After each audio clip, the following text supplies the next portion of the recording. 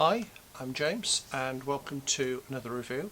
Today we're going to look at the recently released module for Twilight 2000 called The Pacific Northwest by Clayton A. Oliver. Now, it's designed for first and second editions, version 2 and 2.2. It's probably going to be usable, or a lot of the information, for 4th edition as well. You may need to change a few of the minor details, but I think that would be fairly easily achievable.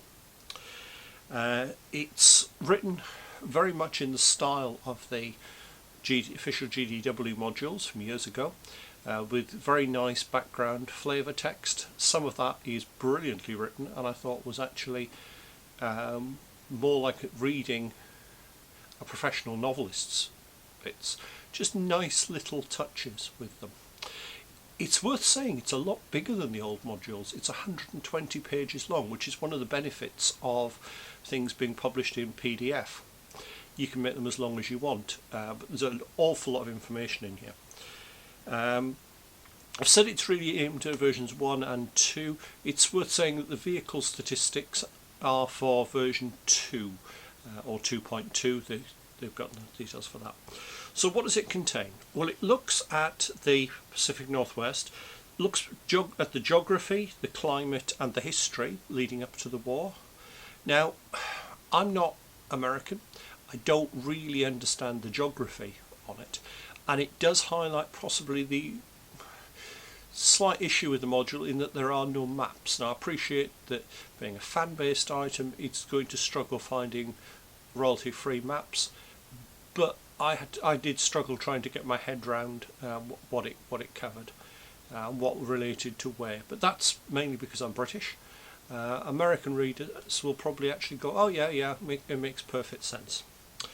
If you're a gamer, in the history there is a very interesting battle which could make a really good war game, featuring the Battle of Seattle.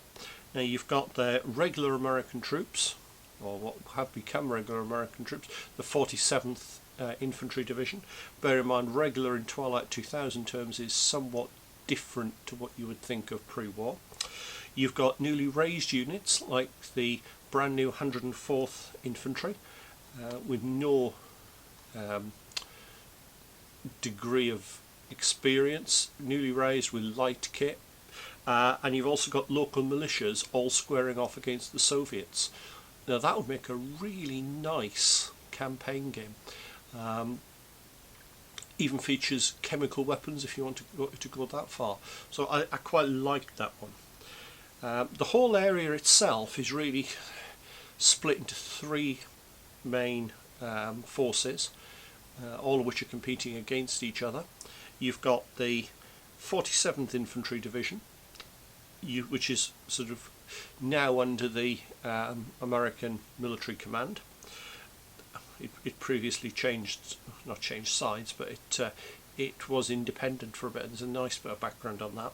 You've got New America, which if you're a Twilight 2000 player, you know plenty about. For those who aren't, it's basically survivalist neo-Nazis. Although I am wondering why you're watching this if you're not a Twilight 2000 fan. And then you've got the Soviets. So again, potential for gamers to go into a nice little war game there. So basically they're split down in that you have the Western Marches, which is controlled by the US. You've got Idaho, controlled by New America, and you've got Cascadia, which is independent. And then you've got Vancouver with the Soviets. So we've got a nice mix of units there. There's some nice tensions, and add to that you've got quite a few local groups as well. I like the way that the author keeps referring to the least worst choice, or the least unpalatable choice. It really has brought along the shades of grey and the moral dilemmas of the game. I think it's a game, or scenario rather, that is aimed at a more mature audience, which, considering the game went out of print 25 years ago, yeah, that kind of makes sense really, doesn't it? It's going to be the more mature players, and that comes across in the characters as well, that while there are some down and out villains, there are some villains that you could actually look at and go, actually, yeah, they're a good guy. It brings back the comment that nobody is a villain in their own eyes. All the characters, every single one, have got realistic motivations, and they are fun and memorable. My personal favourite minor NPC is by far and away the very old ex-World War II Soviet tanker, who, due to a bureaucratic error and his birthday, instead of being put in as 1917, was put in at 1971, and he's been reconscripted. He's a lovely little character. He has to be used.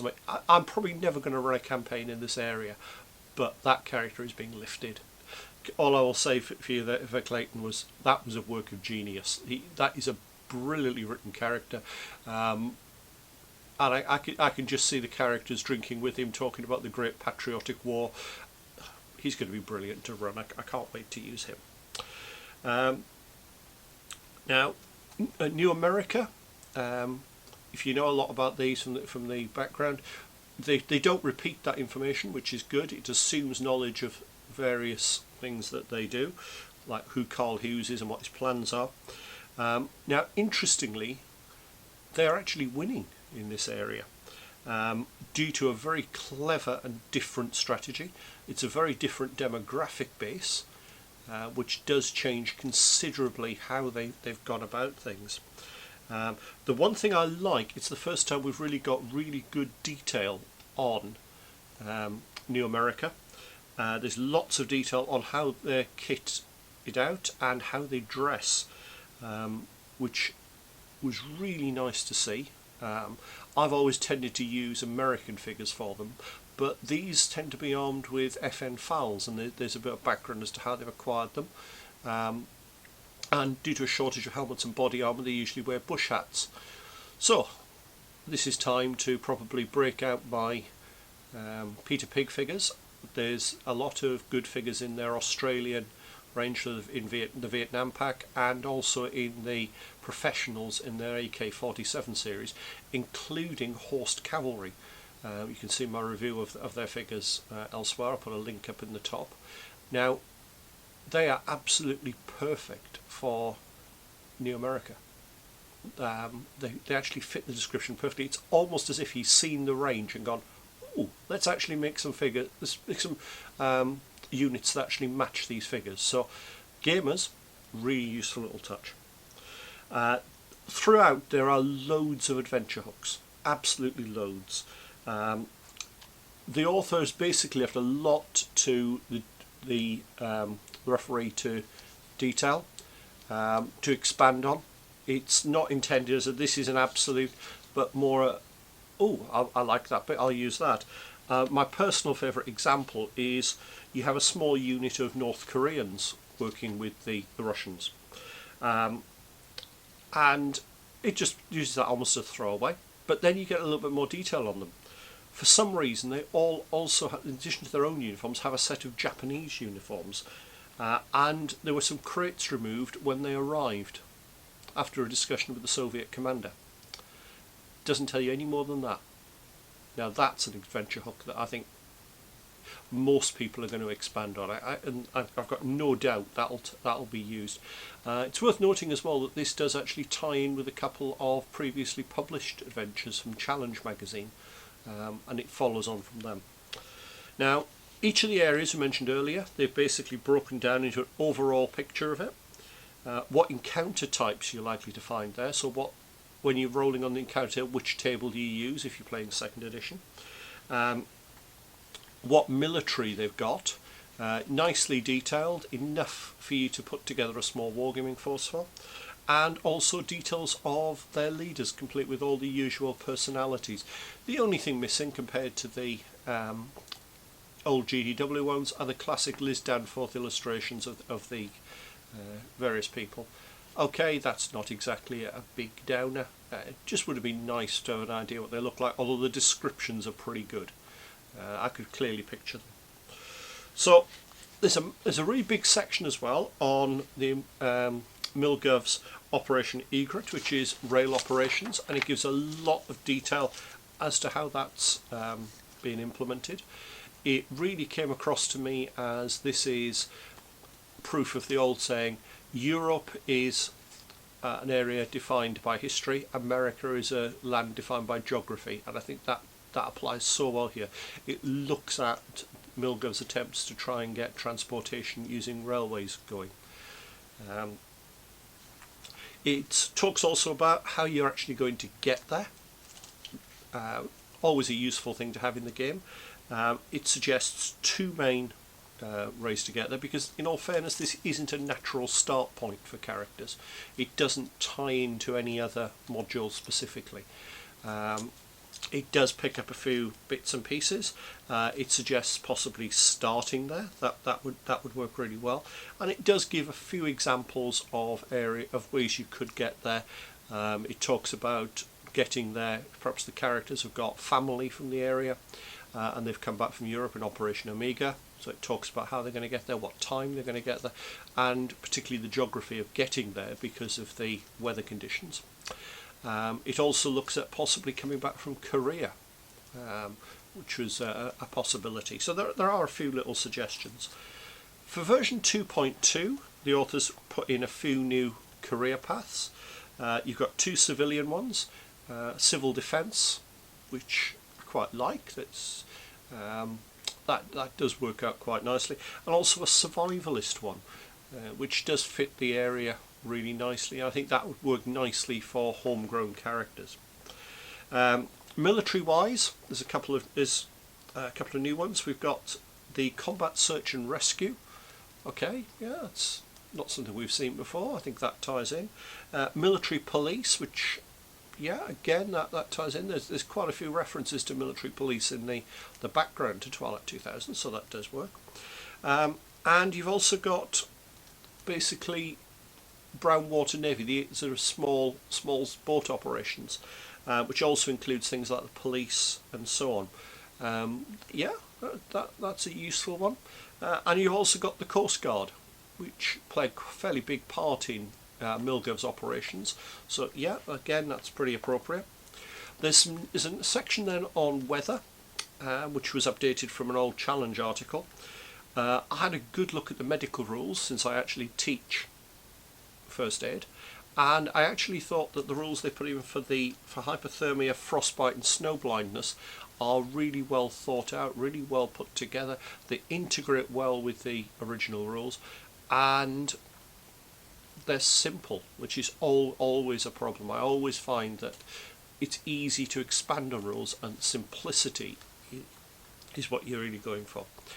It looks at adjusting encounters for the area, because it's different from a lot of areas.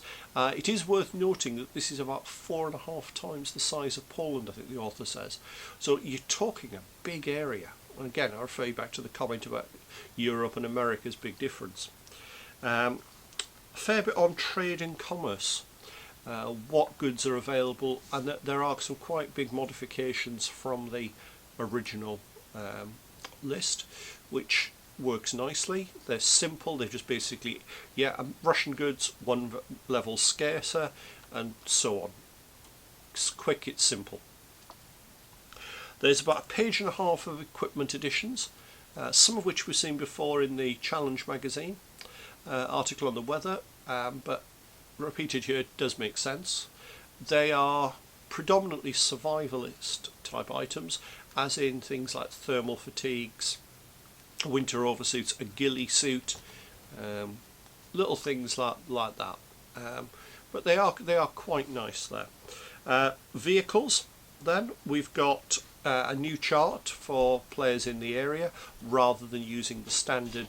This is what you have in the game, and I like the fact it's split down into the different factions, so different factions do get different kit, which is appropriate. There's also a lot of new actual vehicle statistics for version 2.2. Lots of them are Canadian, and what I particularly like is there are some nice light aircraft which could feature in the game. There are a few aircraft listed during the encounters, but also probably more usefully, there's a lot of boats, smaller boats, the coastal boats, tugboats, things like that. That, again, being a coastal region, they're really good, and they are usable over a much wider area than just the Pacific Northwest, so I quite like that And finally, there's some vehicle modification rules. You have rules for converting vehicles to run on rails. Okay, that makes a lot of sense. If you're playing the going home module, there may even be bits there that you could incorporate into that. And then what I particularly liked was a bit on gun trucks. Now, I've always been fascinated by the gun trucks. It does refer to the article in Challenge magazine where they put 3 of them in, but this actually gives rules for converting any truck into a gun truck and how that works under the rules. Basically, the more armour and the more weapons you put on, the less cargo you can carry, to the point where you actually can't carry any cargo. They're good rules, they're simple, and that is definitely getting used by me. That will be used outside of Pacific Northwest because the rules are nice and generic. So there's a lot packed into that 120 pages. It's well worth the money. It's available through Drive-Thru RPG, and I'll put a link below. I think it's $9.95, which is not a lot for a 120 page module. There's, like I said, it's well written. It's an area I'm probably never going to explore, which I suppose I'm a bit sad about in a way. I may well run a few war games from it, and I think it's a little bit of a tribute. When I finally finish the rules that I'm writing, I will actually put a couple of sample encounters in from there, and I think a new American list now is looking much more promising for that. So even though I'm not going to play it, I feel it was well worth the money, not just because I'm a completist and I want everything that's ever been written on Twilight 2000, but because it's got so many useful bits that you can pull out as well. Like I said, some beautiful NPCs, a really nice little bit here and there, and ideas that you can take. Like I said, the vehicles are good. Some of them I might use in a Norway campaign I've got in mind, like the snowmobiles, things like that. But overall, I'd give this probably a 9 out of 10. I think it's let down slightly by the lack of maps, and I like the pictures of the NPCs. I fully understand why they're not there, but what it does make up with is some really nice photos. The author's done a lot of work to find some good photos that are royalty free and use them. So overall, well worth the money, and even if you're not planning to put a campaign there, it's worth a look at. So hope you found that useful, and I'll see you soon for another review.